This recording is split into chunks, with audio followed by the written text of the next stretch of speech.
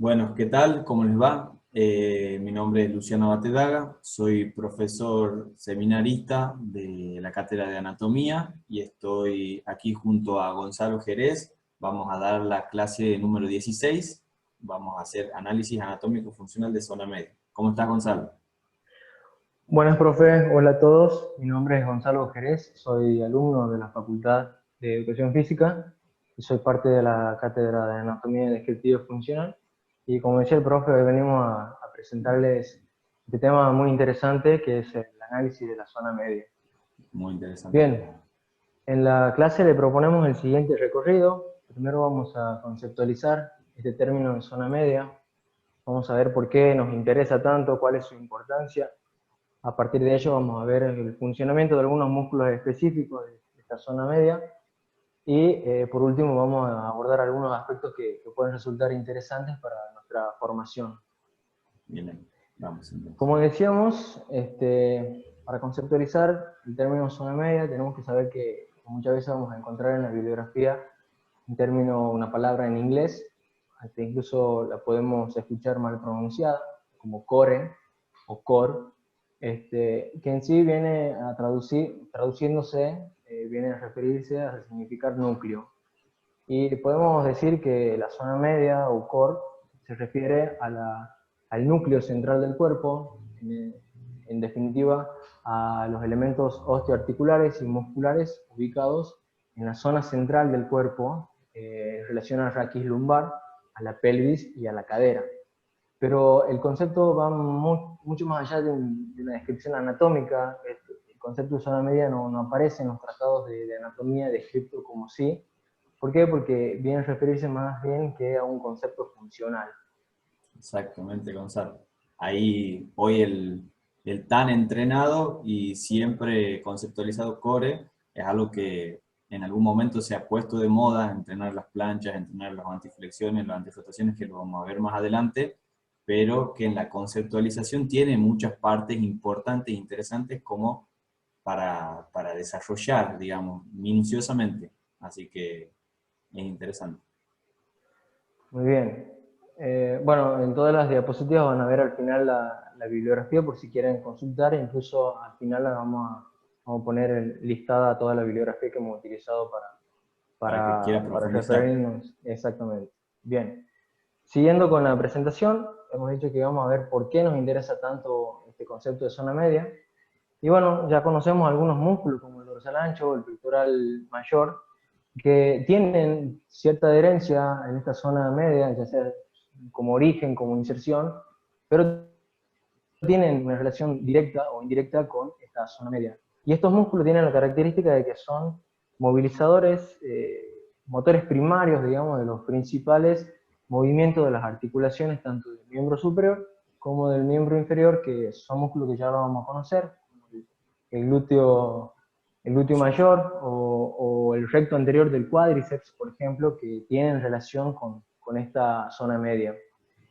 Eh, También tenemos músculos estabilizadores, tanto de los miembros superiores como de los miembros inferiores. Miembros superiores podemos hablar del trapecio, del trapecio o del serrato mayor, serrato anterior, que tiene una función principalmente estabilizadora en estos movimientos principales de los miembros superiores o miembros inferiores, como pueden ser los rotadores internos y externos de la cadera. Y estos músculos también se adhieren, también se insertan o se originan en esta zona media. Por lo tanto, vemos ya desde un principio la importancia de esta zona media como un punto de unión, un punto de conjunción de varios músculos, tanto movilizadores primarios como estabilizadores. Y en ese sentido, lo que va a ser importante, teniendo en cuenta que la zona media es la base o el anclaje del movimiento de los miembros, va a ser importante la estabilidad central, la estabilidad de esta zona media. ¿Por qué? Porque a mejor estabilidad central, mejor movilidad distal, movilidad de los miembros. Así que ya vemos la importancia de esta zona media.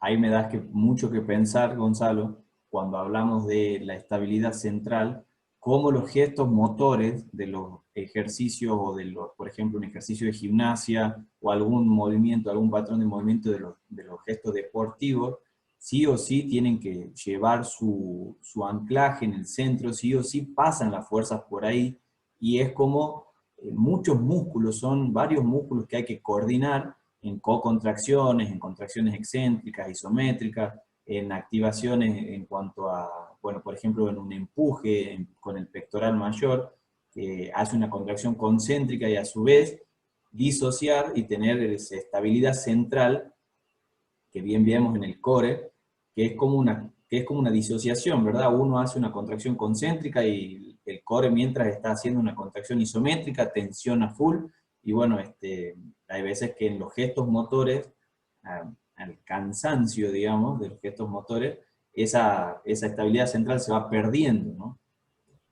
En este sentido, como la zona central va a ser un punto neurálgico de cualquier movimiento, tanto como para asegurar esa base sólida o anclaje de los movimientos, Total. como transmisora de fuerzas también en cualquier movimiento. Exactamente. Y los invito a pensar con esta imagen, con este gráfico, si se podría disparar un cañón desde una canoa. Bueno, básicamente no se podría disparar un cañón desde una canoa o su disparo no sería eficiente o efectivo, porque ¿qué podría pasar? Bueno, hay varias posibilidades. La canoa se puede romper, la canoa se puede hundir o desplazarse hacia atrás. De todas maneras, como hemos dicho, no sería efectivo el disparo. Bueno, comparémoslo con el cuerpo, ¿no? Si realizamos movimientos de fuerza o a grandes velocidades, muy probablemente no sean eficientes si la base o el anclaje no es sólido y estable. Entonces, si la zona media no es sólido o estable, muy probablemente los movimientos que realicemos con los miembros no sean del todo eficientes. Exactamente, Gonzalo. Sí, me da que pensar ese cañón también. Me imagino un gesto de jabalina, por ejemplo, o un disparo. Bueno, justamente hoy por hoy me está tocando ver a gente de arquería que también tiene un implemento, o si no en el tenis, por ejemplo, que en el tenis también usamos un implemento como para propulsar algo. Imagínense si esa zona no está como bien compacta. Imagínense que en vez de una balsa tenemos un hormigón, digamos, una armadura hormigonada ahí que nos hace de apoyo. Bueno, sería fundamental ahí la patita del cañón apoyada en el hormigón, sería como que el cañón no se mueve, imposible. Eso sería Exactamente. como los músculos estabilizadores que vos veías que marcábamos en verde recién. Sí, nunca mejor puesto el ejemplo del tiro con arco, ¿no? Es el Sí, mejor ejemplo que podemos ver. bien Bien, ahí. hemos hablado de la estabilidad central, por lo tanto tenemos que saber qué es la estabilidad central. Bueno, es muy común, usualmente tendemos a, a utilizar términos como el equilibrio y la fuerza para referirse a la estabilidad central, lo utilizamos como sinónimo. Debemos saber que no significan lo mismo. El equilibrio es un estado absoluto de los cuerpos, desde el punto de vista físico. Vamos a decir que un cuerpo está en equilibrio cuando cuando las fuerzas que actúan en él se anulan. Y la fuerza es una capacidad física, pero pueden tener cierta relación con la estabilidad, por supuesto. La fuerza puede ser una capacidad condicionante de la estabilidad y la estabilidad nos podría dar cierto equilibrio, ¿no es cierto? Totalmente. Pero para definir la estabilidad central, para quedarnos con un concepto, vamos a ver que la estabilidad central es la capacidad de respuesta, de resistir en su zona de seguridad o neutra. ¿De quién? De la columna lumbar, en este caso, que está ubicada en uno de los puntos más importantes de esta zona media, ante las demandas de movimientos segmentarios, como por ejemplo cualquier movimiento que podemos realizar con los miembros, tanto superiores como inferiores, y ante cualquier perturbación externa, es decir, cualquier carga, cualquier fuerza que actúe sobre nuestro cuerpo y que tienda a desafiar esa capacidad de respuesta de la columna lumbar o de la zona media en sí. Así es, Gonza. Y si volvemos un segundo a las comparaciones de estabilidad, fuerza y equilibrio, ahí resolvemos que hay una palabrita también en el texto que es resistir, que es una palabra muy, pero es clave en realidad. Es una palabra clave a la hora de encarar el core. Resistir perturbaciones, fíjense ahí, en la zona neutra, en seguridad, ¿sí? Y perturbaciones externas. Todo lo que venga a querer sacar de ese equilibrio. En algún momento hablamos también con los profes, dentro de estos conceptos, que en un equilibrio es imposible que el cuerpo humano esté en un equilibrio real, que todas las fuerzas, como vos bien dices, lleguen a cero. Estamos en constante estabilidad, equilibrio y reequilibrio, más dinámico que otra cosa. Y bueno, y la fuerza, que es fundamental, que es, como el ejemplo anterior hemos dicho, que la fuerza da como esa solvencia, digamos, desde un cañón que quiere disparar con tanta potencia en los gestos motrices que nosotros vemos a nivel elite, por ejemplo, como para llevarlo a ese punto. Exactamente. Bien, bueno, hemos hablado de zona neutra, por lo tanto tenemos que saber qué es la zona neutra, a qué nos referimos con la zona neutra. Y para adentrarnos un poquito en este concepto es necesario que repasemos ciertos conceptos que ya lo venimos viendo, obviamente. Primero, bueno, repasar que la columna es una sucesión de vértebras, una por encima de la otra. La vértebra está formada por dos partes bien diferenciadas. Por su parte posterior, por el macizo apofisario, que se va a articular a través de las carillas articulares, y por su parte anterior por el cuerpo vertebral, que por medio de un disco intervertebral se va a articular tanto con la vértebra subadyacente como Exactamente. con la subadyacente. Exacto. Y este disco intervertebral, a su vez, tiene también dos partes muy bien diferenciadas. En su centro podemos ver el núcleo pulposo, que va a ser de una consistencia gelatinosa, y en su periferia el anillo fibroso, que está formado por diferentes capas de tejido fibroso.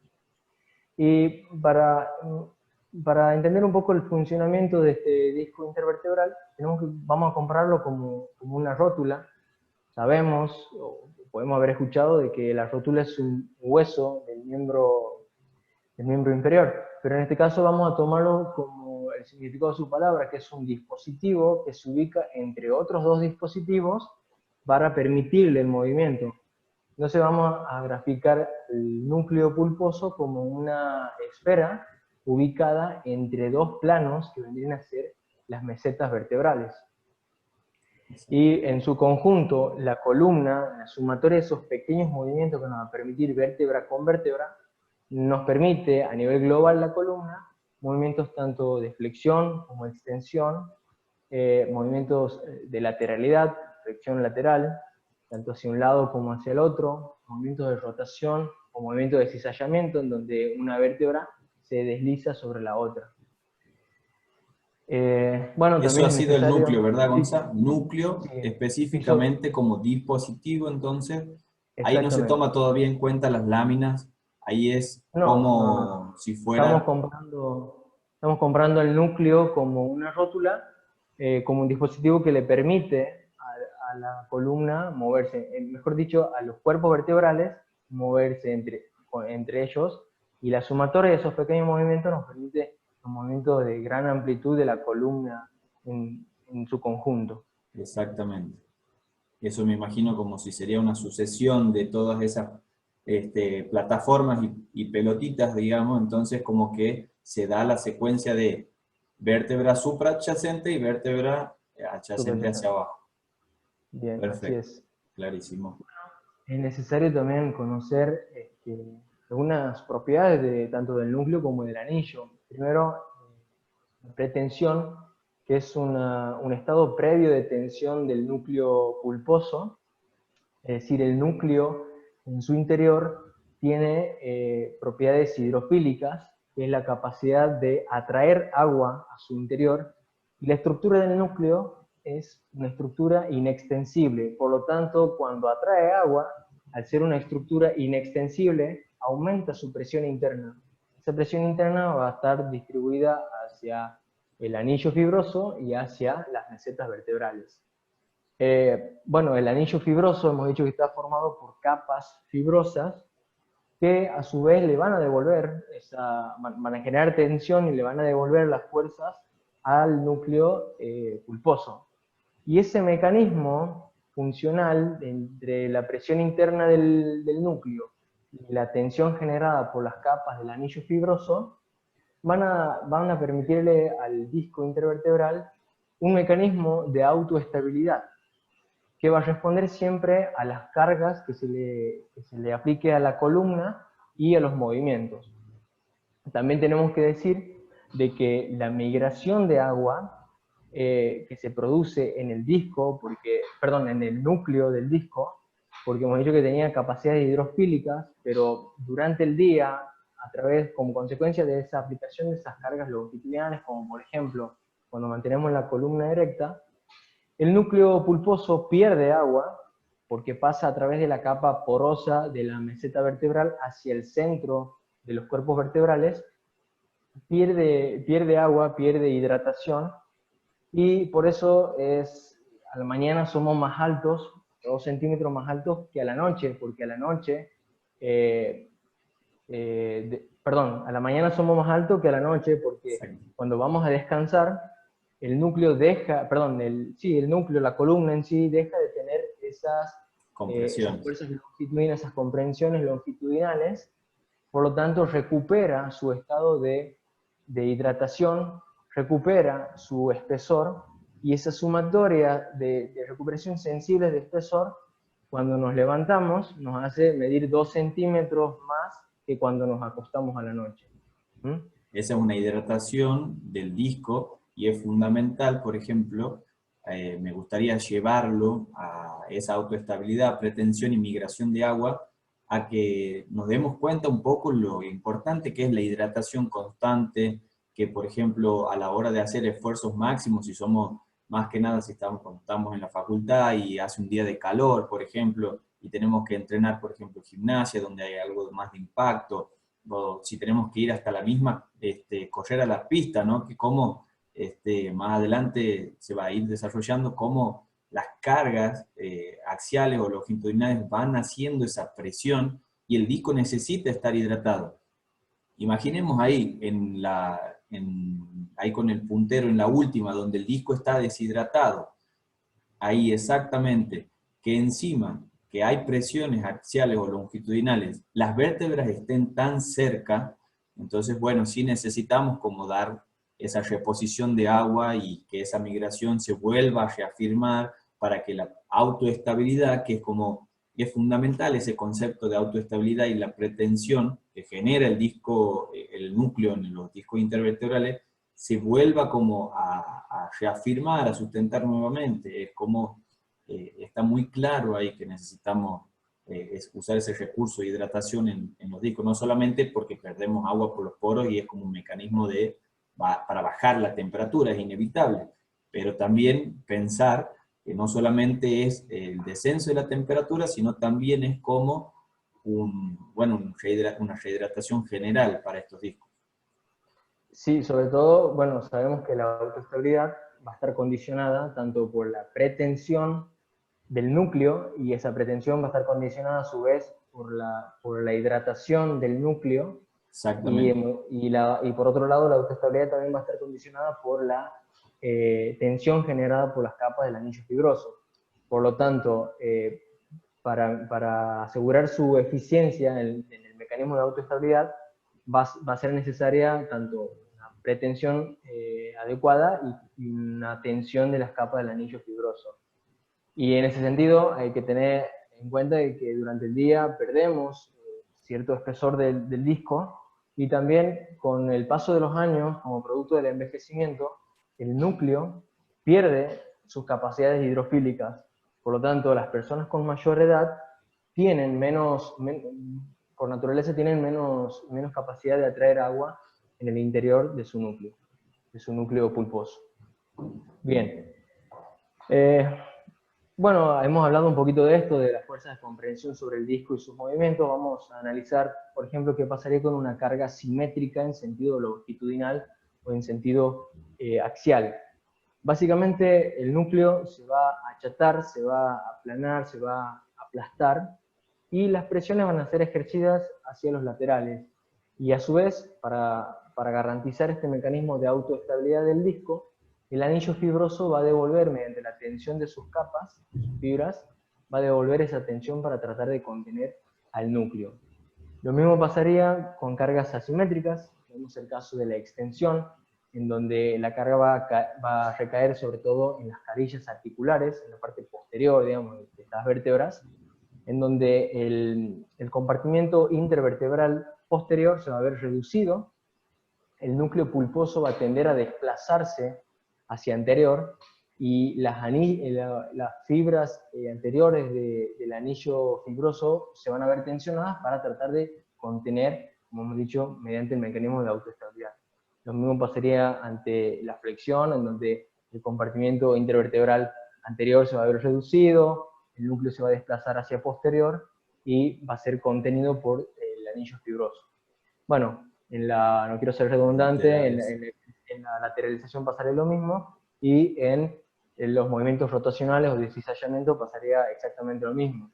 En conclusión, la respuesta siempre va a ser la misma: un aumento de presión interna del núcleo pulposo y un aumento de tensión en las capas del anillo fibroso.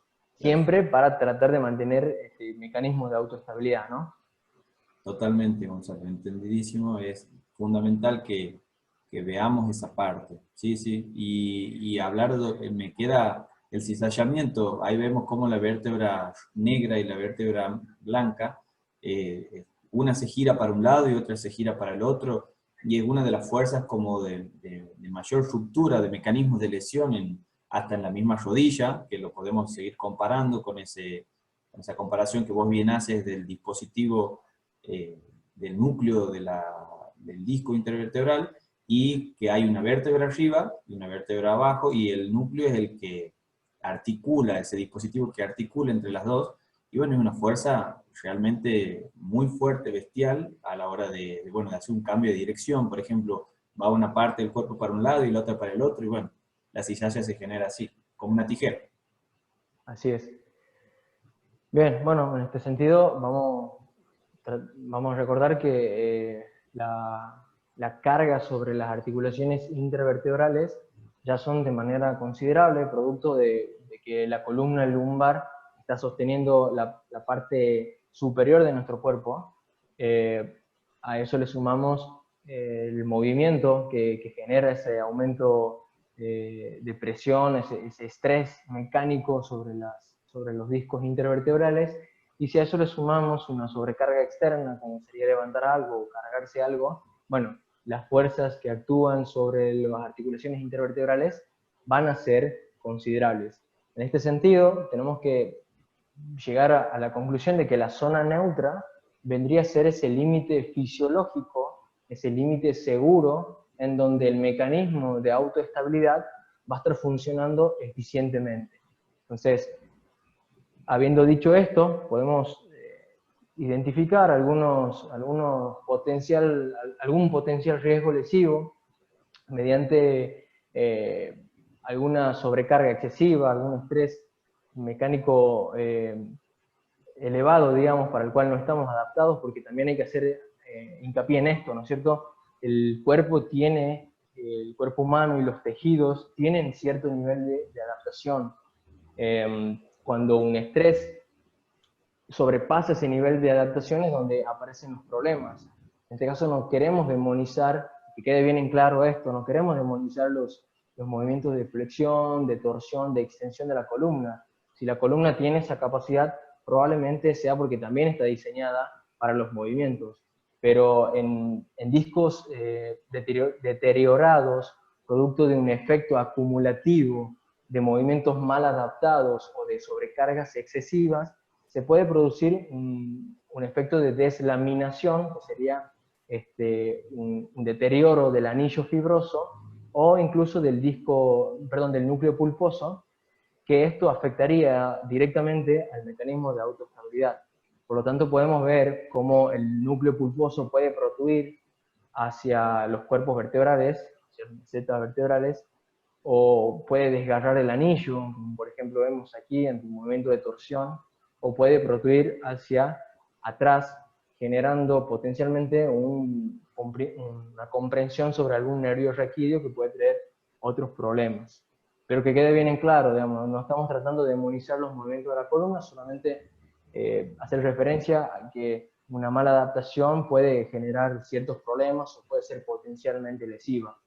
Y como bien se ve ahí, Gonzalo, en la imagen, miremos los gestos de la persona levantando algo, y es fundamental y es algo en lo que los profes tienen que hacer mucho hincapié, como vos bien dices, en educar esos movimientos, de que realmente tenga una salud de movimiento, como la deslaminación debilita tanto el centro, digamos. Entonces, más allá de que nosotros perdamos a lo largo del día, que el núcleo tenga la capacidad hidrofílica y que vayamos perdiendo el agua y que se vaya como achicando más ese espacio, se va produciendo más riesgo de lesiones y nosotros no le podemos dar como una atención específica porque es normal, quien en la vida cotidiana no se ha levantado, se ha agachado a buscar algo pensando en el core, nadie lo hace, pero a la vez que nosotros podamos tener esos movimientos incorporados con este concepto de core, por eso es tan fundamental nuestro papel en la docencia, ahí como profe, como entrenadores,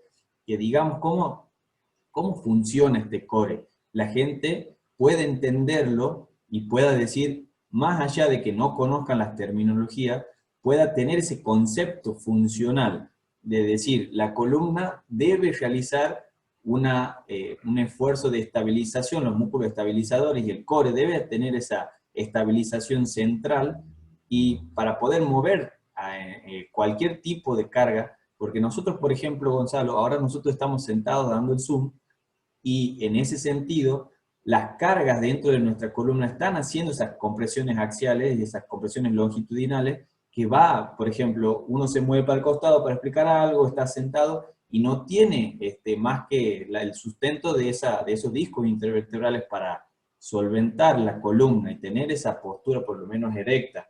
Me da a pensar cuando nosotros estábamos estudiando en la facultad también y estábamos en una posición poco económica, poco ergonómica, y después nos paramos y vamos a realizar algún gesto motor en la pista o en la cancha, y es como fundamental, hay que activar de nuevo, hay que concienciar de nuevo. Me acuerdo que el profe Manuel Parajón siempre nos daba esos ejemplos, que nosotros estamos sentados así chiquitos en la silla y nos paramos y después vamos a hacer gimnasia y bueno, sí o sí hay que cuidarse ahí, hay que entrar en esa conciencia porque esa deslaminación vemos ahí, por ejemplo, en la imagen, cómo va deteriorando exactamente en esa, en la 77, cómo va deteriorando las láminas y cómo ese núcleo va perdiendo esa presión y esa autoestabilidad que después hablamos, ¿no? La pretensión y la autoestabilidad. De hecho, y esto para cerrar, se ha demostrado, digamos, que a menor estabilidad, mayor riesgo de dolor lumbar o de lesión en esta zona lumbar.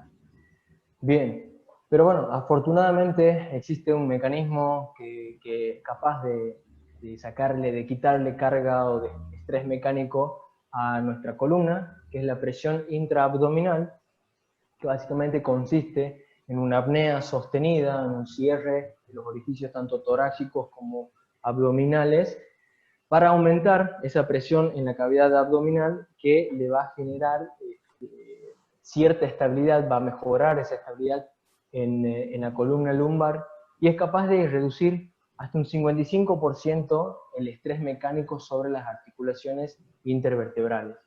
Esta presión intraabdominal convierte a la cavidad abdominal y torácica como una estructura rígida que va a recibir parte de esa carga que en principio estaba distribuida en la columna. Y es más que nada como consecuencia de una acción, de una co-contracción, de una coactivación de la musculatura central y del diafragma también. El diafragma ahí perfecto desciende y bueno, me hace pensar cuando también empujamos algo, por ejemplo un press de banca, que solitos nosotros hacemos la maniobra de Valsalva, que es cerrar la glotis, y la glotis, que es ese musculito que está en la laringe, la cerramos y favorecemos a que ese aire que tenemos ahí no se escape y aumente la presión, y ahí como vemos en la imagen, cómo las flechitas van empujando hacia afuera, y a su vez en la segunda imagen, que representa los músculos, van haciendo como esa prensión, esa contracción isométrica, y que no solamente isométrica, también es excéntrica hacia afuera, porque desarrolla tensión, porque eso se va a hinchar en algún momento. Necesitamos que aumente esa presión, y bueno, a través de esas maniobras, la presión intraabdominal como que genera esa mayor estabilidad y les saca toda la carga, como vos bien dices, Gonzalo, a la espalda. Así es.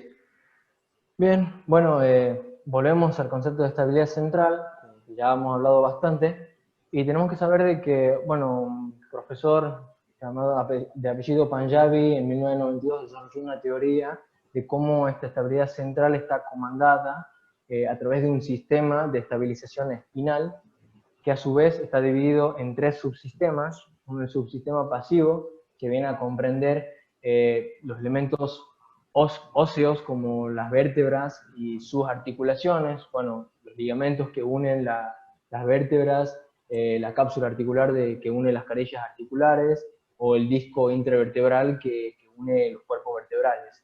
Eso por un lado. El otro subsistema, el subsistema activo, que va a comprender todo lo que son los músculos y tendones de este grupo de músculos de la zona media, y el subsistema de control neural, que vendrían a ser todos los mecanos receptores ubicados en tendones y ligamentos, que le van a dar información al sistema nervioso central sobre la posición y el movimiento de esta zona. Hay que saber que estos tres subsistemas son conceptualmente diferentes, como acabamos de mencionar, pero su funcionalidad, o sea, funcionalmente son interdependientes. Por lo tanto, la falla o disfunción de alguno de estos subsistemas va a tener como consecuencia básicamente tres escenarios posibles. Puede ser que la falla de un subsistema genere una respuesta inmediata compensatoria de otro de los sistemas y estaría garantizada la estabilidad central. También puede ser una respuesta a largo plazo, una respuesta adaptatoria, compensatoria a la falla de ese sistema, que también tendría como objetivo garantizar esa estabilización, esa estabilidad central. O incluso si no hay esa respuesta adaptatoria, si no hay una compensación, bueno, estaríamos en un riesgo de que se genere una lesión, ¿no? Sí, Esto totalmente. básicamente lo podemos ejemplificar, por ejemplo, cuando no tenemos las percepciones sinestésicas de nuestro cuerpo, de la posición de nuestra columna.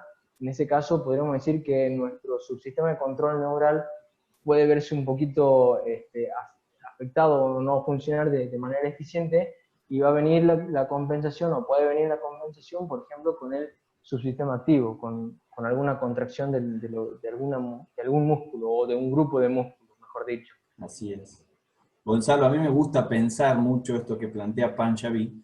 Me gusta pensar en que los atletas de alto rendimiento, lo llevemos para ese lado, no sé si te parece, tienen un Sí, cómo control no. neural muy importante en cuanto a la disociación, en cuanto a la coactivación, en cuanto a la activación de los músculos que realmente necesitan, porque buscando un poco e invitándolo a pensar a los chicos, ¿cuál sería, en dónde estaría nuestro rol como profesores dentro de ese subsistema? Es interesante pensarlo, que el subsistema pasivo, por ejemplo, que es tendones, que son las partes óseas, las personas genéticamente y a lo largo del tiempo van teniendo como ese subsistema, pero es algo más genético, es algo más que Está predeterminado. ya está, exactamente, está predeterminado. El subsistema activo se lo va entrenando, que es la parte muscular, la parte de tendones, reforzar lo que uno necesita, por ejemplo, en tenistas los codos, que vemos mucho las lesiones de codo, el codo tenista, y bueno, y ahí sí o sí se va a ver eh, afectado el subsistema de control neuronal. Si me falla algo, por ejemplo, Claro. en el Se, conocimiento que tenemos nosotros, si me falla algo, buscamos cómo complementarlo de alguna manera, porque necesitamos seguir haciendo el movimiento. Y es fundamental, nosotros, sí, sí, no, perdón. Nosotros como profes quería aportar de que vamos a tener incidencias principalmente sobre el subsistema activo y el subsistema de control neural a través de la creación de patrones motores, de esquemas motores, ¿no es cierto? totalmente. Concuerdo con vos, Gonzalo, porque son cuestiones ya si lo llevamos a un plano de alto rendimiento, por ejemplo, que nos gusta mucho pensar a nosotros los profes, tanto nos apasiona ver esos movimientos, esos gestos en la gimnasia, lleva como un control muy fino muscular, una cuestión kinestésica, una sensación sinestésica también de movimiento muy profunda, que lleva a una toma de conciencia y que lleva a un proceso. Me imagino, por ejemplo, de los huesos cuando veíamos al principio, las trabéculas, por ejemplo, que es cómo se van ordenando al paso de los tiempos y se van adaptando esas fuerzas. Bueno, ahí destacamos un poco, volviendo a lo de los discos intervertebrales que vos bien mencionabas, que se adaptan a las cargas en todos los deportes tienen que ser como bien paulatinas, tiene que Una haber una sobrecarga cuestión, progresiva. una sobrecarga progresiva totalmente para que el cuerpo tenga esa respuesta y tenga esa adaptación. Sí, así Perfecto. que es fundamental eso y me gusta mucho lo que dice Pancho. Ahí está la bibliografía para que quiera profundizar en Profundizar. eso, que muy bien. Bueno, habíamos dicho de que nosotros tenemos mucha mayor incidencia sobre este subsistema activo, entonces vamos a analizar los roles musculares, ¿no es cierto? Bien. Bueno, a ver, los roles musculares, para mí es fundamental esta imagen y nos determina, ahí estamos viendo el core en su estado más pleno. Transverso Sí, abdominal, sería un gráfico simplificador de lo que podríamos decir los músculos que tienen mayor importancia en este concepto, ¿no? exactamente.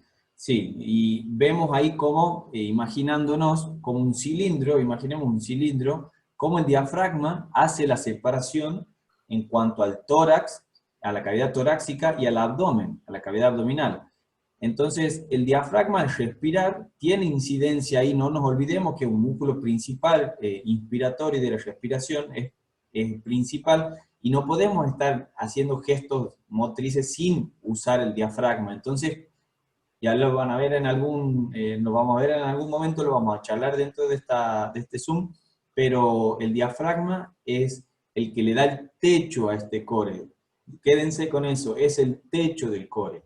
Pasando hacia adelante, y miren ahí, bueno, me gustaría pensarlo como la línea alba, que la línea alba ahí es la convergencia de 4 músculos que lo vamos a ver en la pared anterolateral. Esa es como, la pared anterolateral es como la porción que va a limitar hacia adelante y lateralmente este core, y el transverso abdominal que también va a ir profundo, que va a seguir solventando esta parte lateral y anterior, y vamos a ver que llega a esa línea alba, ¿sí? Llega ahí para insertarse. Y por debajo, vamos a ver por debajo el piso del suelo, el piso sería el suelo pélvico, que lo vamos a ver más adelante más detallado, y por detrás los extensores, y que serían los paravertebrales, multífidos, que lo vamos a ver enseguida bien detallado, pero bueno, quédense con esta cuestión de que el core tiene un techo que es el diafragma, un piso que es el suelo pélvico, al frente está la pared anterolateral, que son 4 musculitos que lo vamos a ver más adelante en las próximas diapos, y atrás los paravertebrales. Un cilindro.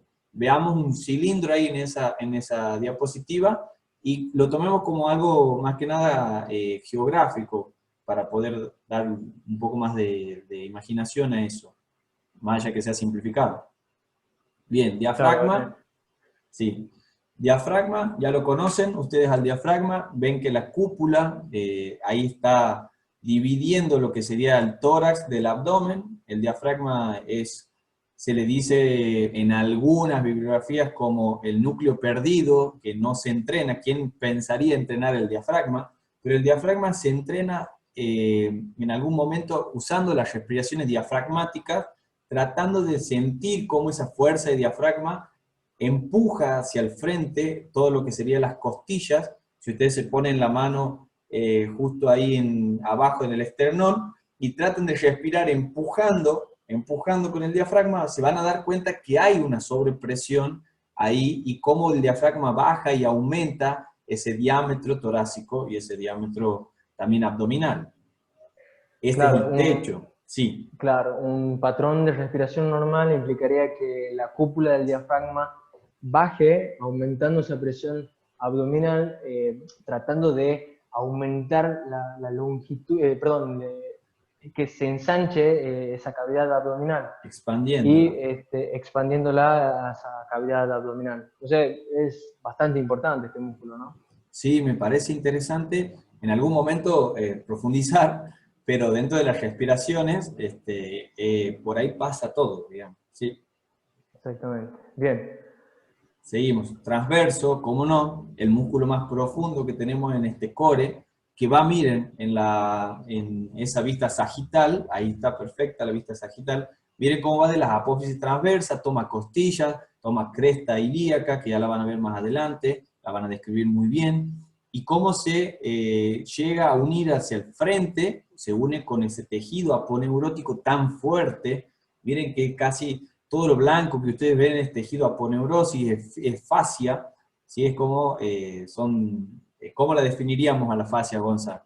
Como Eh, un tejido aponeurótico más bien fibroso, fibroso, exactamente. que vendría a cerrar el contorno de esta cavidad abdominal. Por lo tanto, este músculo, que es el músculo más profundo de la cavidad abdominal, sobre todo de los músculos anchos del abdomen, hablando, ¿no? Sí, Va a venir a hacer esa función de cincha. Sabemos que es un músculo que trabaja, por ejemplo, en acciones como el parto, como el vómito. Por lo tanto, en la función del diafragma que habíamos hablado anteriormente, cuando baja, llevando a la cavidad abdominal en expansión, bueno, este transverso del abdomen va a trabajar contrayéndose primero de manera excéntrica y luego manteniendo esa contracción de manera isométrica, evitando la expansión de esa cavidad abdominal y para así permitir el aumento de la presión intraabdominal, que ya hemos dicho que mejora la estabilidad central. exactamente. Y bueno, es como la cincha, esa palabra es clave para el transverso abdominal, es cincha, porque, bueno, más adelante vamos a hacer algunos aportes, pero me gustaría pensarlo como el cinto natural que tenemos nosotros para contener todas las vísceras, para contener todo lo que hay ahí, el aparato digestivo, para contener todo, bueno, todo lo que hay ahí en la parte abdominal. Así es. Siguiendo la parte del abajo, la parte de lo que sería El suelo el pélvico, que suelo también pélvico, claro, el fondo, digamos, de lo, esto. lo podemos encontrar como el periné.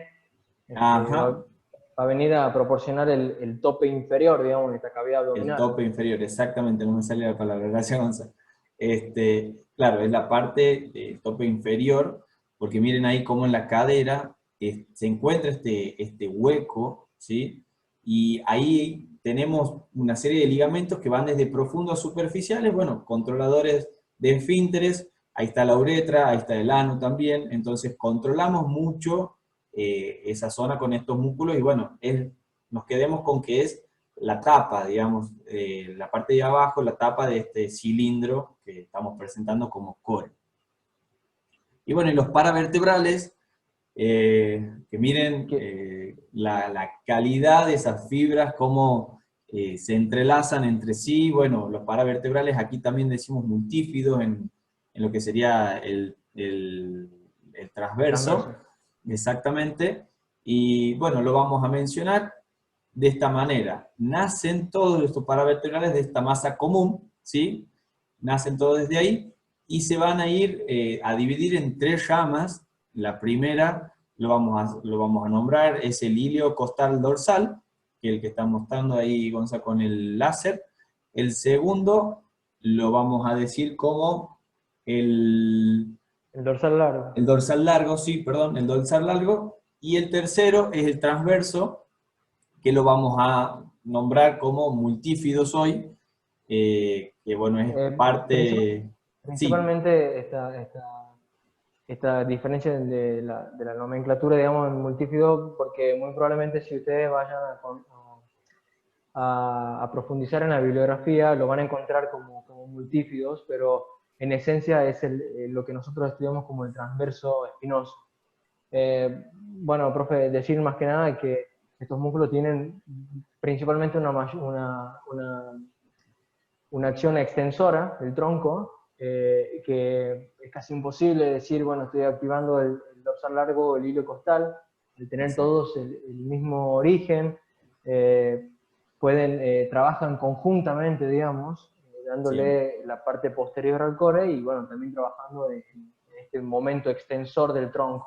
exactamente. Veamos la profundidad del multífido, ¿verdad? La profundidad que tiene esos músculos y que bueno, que nosotros hemos desarrollado en la cátedra el test de Sorensen, que es Sí, de resistencia, más bien lo hemos trabajado, digamos. lo hemos trabajado, Perdón, sí. perdón esa corrección, profe, para decirle a Sí, los chicos que sí, el test de Sorensen es un test desarrollado por un investigador, Viering Sorensen, que bien, bueno, ahí te va a contar el profe. exactamente, sí, lo hemos probado, en realidad hemos visto la fiabilidad, hemos tratado de armarlo con la cátedra y bueno, y es un test de resistencia isométrica. Resistencia, lo que decíamos al principio, que es lo que necesitan estos músculos para poder mantener erecta la columna y con sus curvaturas neutrales, digamos. Incluso está asociado a menor tiempo de resistencia en este test de Sorensen, a una menor estabilidad central y también está relacionado como predictor de dolor lumbar. Exactamente, Bien, exactamente. Bueno, ahí estábamos mencionando rápidamente en la imagen simplificada que veíamos sagitalmente. Estos son los musculitos transversos del abdomen, el recto abdominal y los oblicuos interno o externo, que en realidad también se lo puede encontrar como oblicuo mayor y menor, que van a converger en esa línea alba y que van a tener, bueno, una funcionalidad, ¿verdad, Gonza? Por cómo están dispuestas sí, sus fibras. exactamente. Bueno, anatómicamente podemos decir de que, por ejemplo, el recto anterior tiene la disposición de sus fibras en sentido longitudinal y tiene una acción sobre la flexión del tronco. Bueno, el oblicuo mayor y el oblicuo menor y el oblicuo mayor van a trabajar sinérgicamente por la dirección de sus fibras en las rotaciones y también en la flexión. Pero bajo este concepto funcional de core o zona media, se considera que estos músculos están más bien diseñados para evitar los movimientos más que para crearlos o para frenar los movimientos. Bueno, en ese sentido, el recto anterior estaría evitando la extensión del tronco mediante una contracción excéntrica y luego isométrica para mantener la columna en esa zona neutra. Y también como transmisor de fuerza, en la sinergia perfecta entre el oblicuo menor y el oblicuo mayor, o oblicuo interno y externo, como también se lo puede encontrar. Entonces, bajo este concepto, estos músculos están diseñados para frenar el movimiento, para evitar el movimiento y como transmisor de fuerzas. Exactamente. Y ahí bien mencionabas vos cómo el oblicuo interno trabaja con el oblicuo externo contralateral. Así es. Es algo que va a ir evolucionando, que al final vamos a ver de Serape, que va a explicar Gonzalo, que es algo muy novedoso, pero ahí empieza el primer como activo de cómo Es, se van conectando esas fascias, cómo hay como una autopista donde se van conectando esas fuerzas y hay como una coordinación entre sí, más claro, allá de que eviten esos movimientos. sí, podríamos decir que el oblicuo mayor y el oblicuo menor son una pareja funcional en ese sentido. Muy buena conceptualización. Y bueno, el cuadrado lumbar. El cuadrado lumbar es ese músculo que por ahí es corto, pero también tiene una posición fundamental. Ahí miren cómo toma. Ahí estamos viendo una vista anterior. Vemos que es un músculo posterior y vemos cómo toma la cresta ilíaca, que ya la van a ver, la menciono así, para que bueno, cuando vean miembro inferior la puedan detectar. Pero toma costillas también, toma la parte de las apófisis transversa de las vértebras, y este músculo cuadrado lumbar es un músculo que actúa mucho cuando estamos en bipedestación, como va nivelando la cadera. Imagínense que cuando caminamos, cuando realizamos la marcha, este cuadrado lumbar se contrae para que la cadera, para que una de las caderas, si estamos apoyando por ejemplo el pie izquierdo, la cadera derecha no caiga y quede alzada y no tenga como esa oscilación, ¿verdad? Como, bueno, como como una caída, un péndulo hacia abajo de la cadera. Es Para un músculo nivelar que la... controla la estabilidad lateral, exactamente, que controla bien la estabilidad lateral de la Así columna. es. Y bueno, y hay los músculos que unen los miembros a la zona media y la fascia toracolumbar, que bueno, nosotros hablando con Gonzalo, veíamos cómo los músculos convergen, muchos músculos convergen ahí, dorsal ancho, trapecio, hay algunas fibras también del glúteo, y bueno, arman como esa gran autopista de fuerzas que se van a ir transmitiendo, por eso es una fascia, ¿no? Que también hablamos de la aponeurosis, la fascia, cómo se transmiten eso desde ese lugar. Así es, entonces esta fascia toracolumbar que se ubica en la parte posterior, como había dicho usted, profe, que conecta varios músculos del miembro superior y miembro inferior, va a funcionar más bien como transmisora de movimiento, perdón, de fuerzas, de aquellas que desde los miembros inferiores, a través de esta fascia, pasando por la zona media, hacia los miembros superiores, o viceversa, desde los miembros superiores, a través de la fascia, hacia los miembros inferiores. Exacto. Sí, sí. Abdominal bracing y abdominal hollowing. Que Bueno, en sí, inglés están así, pero el refuerzo abdominal y el hundimiento abdominal también es como las palabras que lo usamos en español. Muy conocidas por habíamos, bracing y hollowing, ¿no? claro, sí, bueno, habíamos hablado, digamos, de la importancia de la presión intraabdominal y hay que decir, a modo informativo, que básicamente hay se utilizan en el deporte o en el entrenamiento, dos maniobras para aumentar esa presión intraabdominal. Una es el refuerzo abdominal, que muy conocida por su palabra, por su nombre en inglés, abdominal bracing, o el hundimiento abdominal, que en inglés es el abdominal hollowing, que, bueno, básicamente tienen ciertas diferencias, ¿no? Se ha demostrado que el abdominal bracing es mucho más efectivo, mucho más eficiente en el aumento de la estabilidad lumbar, de la estabilidad central, que el abdominal hollowing. El abdominal hollowing más bien genera la activación de los músculos profundos del abdomen, como el transverso abdominal o el oblicuo menor, oblicuo interno. Por lo tanto, su utilización va a ser eficiente en ejercicios en donde no haya un componente axial, una fuerza longitudinal, sino más bien de cúbito supino, por ejemplo, y en Como un cambio press el de banca, abdominal por bracing, ejemplo. como un press de banca, exactamente. Y el abdominal bracing, como al ser el más efectivo para la estabilidad central, eh, funciona mejor cuando estamos utilizando sobrecarga externa y con un componente longitudinal, un componente axial. Así es, sobrecarga externa, por ejemplo, una barra arriba de nuestras espaldas, en nuestra espalda o una sentadilla frontal, por ejemplo. Pero para los que no conozcan cómo evocar este refuerzo abdominal o este hundimiento abdominal, el bracing básicamente es acostarnos boca abajo y tratar de hacer una respiración abdominal, supeditando toda esa musculatura lateral, como es la pared anterolateral, y si nos acostamos boca abajo, vamos a sentir cuando respiramos que hay como se alivian los músculos de la espalda, como hay un alivio en los músculos de la espalda. Si lo hacemos Sería ver, sí, no, no, que en conclusión, digamos, sería una co-contracción de toda la musculatura central, tanto exacto, diafragma y los músculos de la pared anterolateral del abdomen. exactamente. Cuando lo realizamos de manera vertical, tal vez sea medio difícil, un poco difícil de hacerlo, pero Tiene su práctica y su entrenamiento también, obviamente. exactamente, y que el abdominal hollowing, por ejemplo, que el abdominal hollowing o el hundimiento abdominal, uno ya lo hace naturalmente, lo busca porque es algo un poco más intuitivo, digamos, de esconder un poco la panza, tratar de esconder la panza y subir el tórax y esconder ahí para atrás, tratando que el pupo toque con la espalda, como para que sea un poco más gráfico, tratar de achatar la panza. Y eso Así da es. otro tipo de estabilidad, pero una es para una cosa y la otra es para otra. Bien.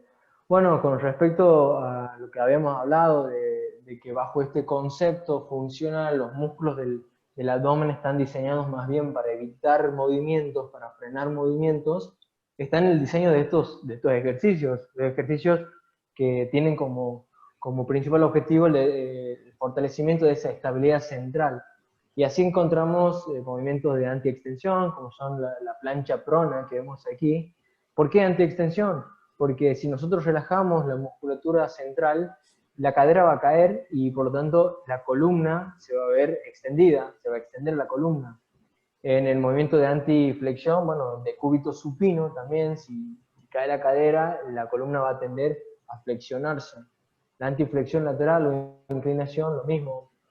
Si la cadera cae, la columna también va a tener una flexión lateral, cuya convexidad va a ser hacia el suelo.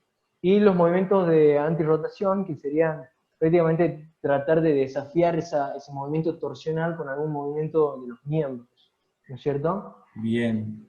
Ahí, por Y ejemplo, sí, en la antiextensión, veamos cómo en la figura se ve como una alineación perfecta de la espalda. Si nosotros podemos poner un palito ahí, podría haber los 3 puntos de contacto: cabeza, espalda alta y sacro.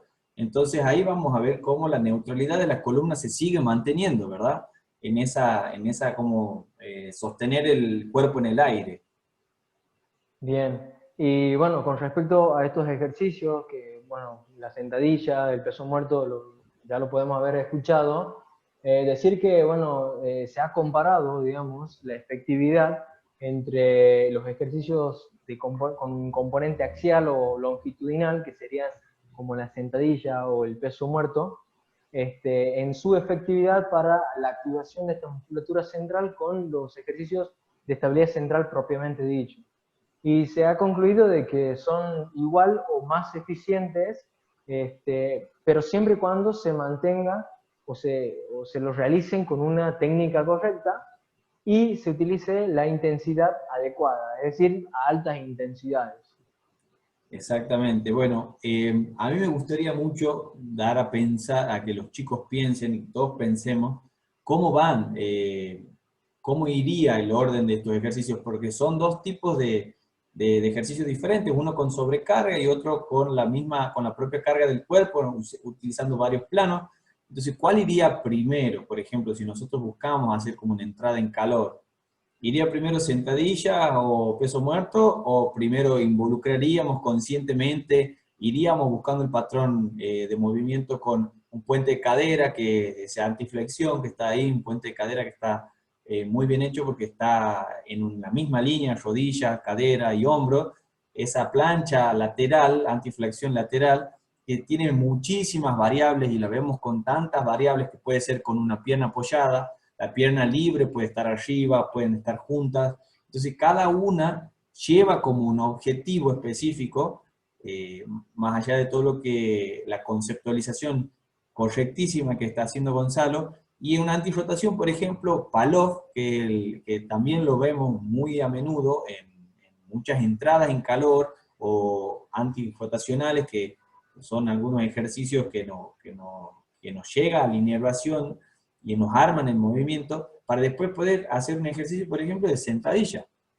Que la sentadilla, Claro, por ejemplo, cuando nosotros sacamos la barra del rack, por ejemplo, ¿quién no trata de acomodarse con este movimiento lateral que puede llegar a ser monstruoso para la columna a la hora de acomodarse de esa manera? Entonces, ¿cómo lo vamos educando esa estabilidad central? ¿Cómo vamos diciéndole, por ejemplo, en ese despegue o peso muerto que estamos viendo abajo de la sentadilla, un peso muerto, un despegue, como lo quieran llamar, esa espalda tiene que estar totalmente con la resistencia de la carga externa que está levantando para que no se flexione, para que no se sobrearquee? Entonces, como que bueno, me gustaría que hagan como sus propias conclusiones y vean cuál va primero, cuál es la importancia de cada uno, más allá de que los que tengan cargas axiales o cargas externas sean como que involucran más. Y bueno, que traten de pensar como algo progresivo, que es algo progresivo que va de a poco incrementando su tensión y como que culmina en un gesto motor, como es la madre de los gestos motores, como la sentadilla, que tenemos la carga por por sobre el tronco, y ahí tenemos que tenemos que tener flexibilidad de tobillo, estabilidad de rodilla, flexibilidad de cadera y estabilidad de tronco, por ejemplo, que son muchas cositas que vamos a ir propiciando. Bueno, y esto también que me parece muy interesante, de que la estabilidad central se ha relacionado eh, positivamente con la prevención de lesiones, tanto de la columna lumbar como de los miembros inferiores. Y bueno, también se plantean los interrogantes de si que también mejoraría el rendimiento. Bueno, no hay una evidencia sólida que diga de que sí, la estabilidad central mejora el rendimiento, pero me parece muy lógico si habíamos hablado de que es la base o el anclaje de los movimientos que hagamos con los miembros. Bueno, un desarrollo atlético va a depender mucho de esa estabilidad central. Por tanto, me parece lógico pensar de que sí podría mejorar el rendimiento. Lo que pasa es que es muy difícil eh, eh, aislar el entrenamiento central de entrenamiento deportivo para decir que es una condición Sine qua non, que digamos. afecta, claro, sine qua non, que afecta directamente el rendimiento deportivo sobre todo. Exactamente. Ahí se ve bien cómo, por ejemplo, los preventivos, que muy conocidos por esos nombres, preventivos, para poder, bueno, preventivo de isquio, los manguitos flotadores, que son todos como, bueno, músculos que se tratan, son los conectores, digamos, de esa zona central, van conectándose entre sí, van armándose de a poco. Imagínense esos chicos que están entrando, están ahí haciendo esas preparaciones, es la entrada en calor, digamos, es la primera parte de su rutina, o están en alguna sesión seguramente en donde no tienen un partido, pero sí necesitan como volver a refrescar, volver a supeditar esa musculatura, y bueno, y la prevención de lesiones también se hace de acuerdo a los patrones de movimiento que se van requiriendo en cada deporte. No nos olvidemos una cosa, la resistencia del core es lo fundamental para entrenar, una resistencia para mantener esa calidad de movimiento, para que la calidad de las fibras puedan transmitir la fuerza. Por ejemplo, es un ejercicio de Bear Dog, es un lindo ejercicio como para ver si el ampliar, digamos, porque ahí están ampliando sus palancas, levantando un brazo hacia adelante, tirando la pierna hacia atrás, en contralateral. Hay que ver cómo se comporta, y ustedes mismos lo pueden probar en su casa, cómo se comporta esa fascia toracolumbar que veíamos recién con Gonzalo, cómo se comporta, si tiende a ceder o puede sostener ese aumento de presión, ese aumento de palancas, perdón. Entonces hay fuerzas que necesitan conectarse, por ejemplo, ahí el glúteo, ese glúteo mayor que tiene que estar muy contraído, el dorsal tiene que tener una buena contracción, ahí el hombro también está solventando, el trapecio. Entonces, son como patrones, mírenlo como patrones de movimiento que van incidiendo para que sea fluida esa transmisión de fuerza. ¿Por qué contralateral? Bueno, porque ahí, bien, vamos a ver ahora en la filmina que viene, dándole el pie ahí a Gonzalo, miren lo que es eso, serape anterior y posterior. Bueno, Gonzalo, ahí Bueno, esto sí, esto es todo un tuyo. concepto, esto es un concepto nuevo, muy novedoso, de que trata de involucrar también no solamente a la musculatura central del abdomen que veníamos detallando, describiendo, sino también a la musculatura axial del cuerpo, en donde trata de ver al core o a la zona media como un encadenamiento de músculos, una cadena muscular que involucraría o conectaría tanto miembro inferior como miembro superior. Esto, bueno, como algo muy novedoso, necesita mucha más evidencia, pero también insisto en que es muy lógico pensar que esto podría ser así, porque sabemos de que a través de las fascias, de las cadenas miofaciales, por ejemplo, hay muchos músculos que están conectados, que están interconectados y que permiten este trabajo funcional de transmisión de fuerza que veníamos hablando.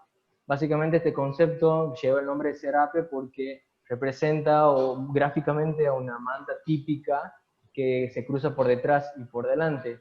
Y tiene dos partes bien diferenciadas, serape anterior y serape posterior. Por ejemplo, aquí vemos la cadena anterior que uniría tanto el recto anterior del muslo con el psoas ilíaco y con los aductores, oblicuo menor, oblicuo mayor, por acá el serrato anterior o serrato mayor, y por detrás los romboides. Y ahí daría la vuelta con el mismo recorrido. Está clarísimo. Y el serape posterior sería la parte posterior del cuerpo, que bueno, conectaría tanto los gastrocnemios como los isquiosurales, el glúteo mayor, se conectaría con el dorsal contralateral a través de esa fascia tóraco-lumbar que hablábamos, y cruzaría por delante a unirse o a conectarse mediante los pectorales. Y volvería por detrás de nuevo, dorsal ancho, glúteo contralateral, isquiosurales y gastrocnemios. Pero bueno, los invito a pensar de que cómo se ve que todos los músculos podrían estar involucrados o interconectados entre sí. Perfecto, Gonzalo. Y Chicos, bueno, Core, algo fundamental para pensar dentro de ser profe, un concepto muy funcional para nosotros. bueno, a través de esta clase tratamos de incentivarlos, digamos, a que se adentren sobre estos temas que son muy interesantes y que son de total aplicación en el día a día, en donde uno está incidiendo con su práctica de ahora, ya sea ahora o a corto, o mediano o a largo plazo, en algún momento no va a tocar. Así Así que es. bueno, muchas gracias a todos, espero que les haya servido. Que le haya Muchas gustado gracias, también. espero que les haya gustado, que no nos hayamos aburrido. Y bueno, esta es la bibliografía que si quieren ahondar, profundizar en el tema, bueno, se pueden contactar con nosotros y se lo pasamos todos sin ningún problema. Así es, Gonzalo. Bueno, un fuerte saludo para vos. Espero que todos estén Gracias, bien y bueno, Rosa. un saludo a los chicos también que hayan disfrutado, espero, esta clase. Así que bueno, hasta la próxima será. Muchas gracias a todos y hasta luego.